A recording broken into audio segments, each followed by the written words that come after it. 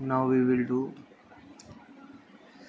last question of unit 2, which is explain EDI in governance along with B2G and G2C. तो हमें पता ही है EDI in governance refers to the use of electronic method and standard of exchanging structured data and document between government agencies, businesses and citizens.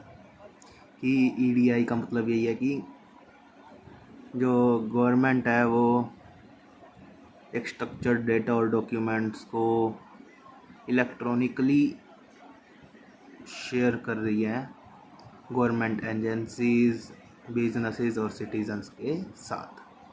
EDI facilitate the seamless and automated exchange of information, improving efficiency, accuracy and transparency in governance processes. Here how EDI is utilized in context of B2G and G2C interactions. तो B2G के साथ कैसे interact कर रहा है हमारा EDI, वो अब हम देखेंगे. B2G interaction involve businesses और private sectors entity interacting with government. हमें पता है कि B2G में बिजनेस और प्राइवेट सेक्टर गवर्नमेंट के साथ इंटरेक्ट करते हैं.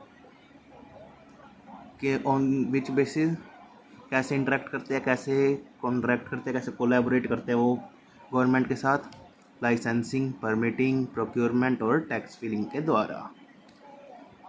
EDI plays a crucial role in facilitating these interactions by enabling electronic exchange of business document and data between businesses and government agencies. और इन सभी को इजी बनाने के लिए लाइसेंसिंग, परमिटिंग, प्रोक्योरमेंट और टैक्स फिलिंग को ये सब को इजी बनाने के लिए EDI क्रूशल रोल प्ले करता है ताकि जो ये सारी चीज़ें हैं वो इलेक्ट्रॉनिकली एक्सचेंज हो सकें गवर्नमेंट एजेंसीज और बिजनेसेस के बीच में. Example of B2G EDI application include electronic tax filing की ऑनलाइन टैक्स फिल कर सकते हैं हम. ई प्रोक्यूरमेंट का मतलब क्या है कि देखो government agencies can use EDI to conduct electronic procurement processes including issuing, receiving and evaluating bids और proposal from supplier and vendors. मतलब कुछ नहीं कह रहा है ये जनरली एक ऐसा प्रोसेस है जिसके अंदर जो गवर्नमेंट एजेंसीज है वो EDI को कंडक्ट इसीलिए करवाती है ताकि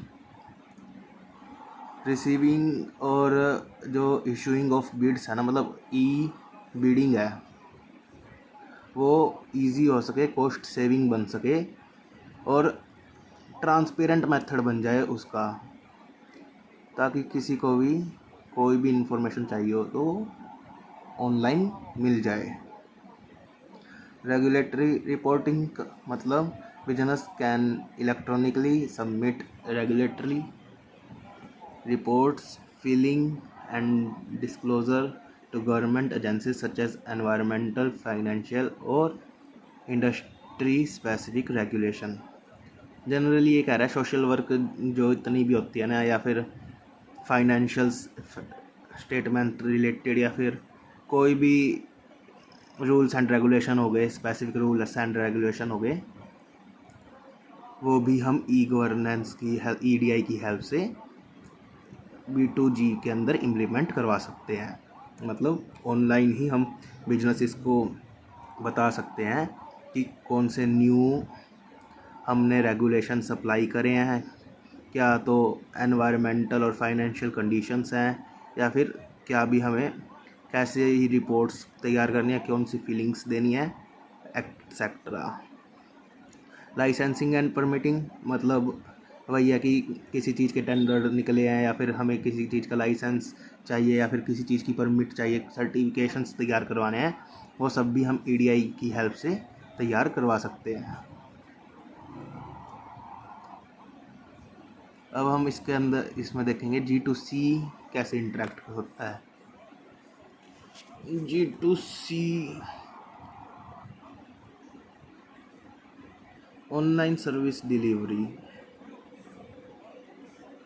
पहले देखते हैं। G2C interaction involve government agencies delivering services information and assistance directly to citizen through digital channels. जैसा हमने पहले पढ़ा था कि गवर्नमेंट इसमें सिटीजन्स के साथ इंटरेक्ट करती है, वन वे भी और बोथ साइड्स से भी। तो एग्जांपल क्या है इसके?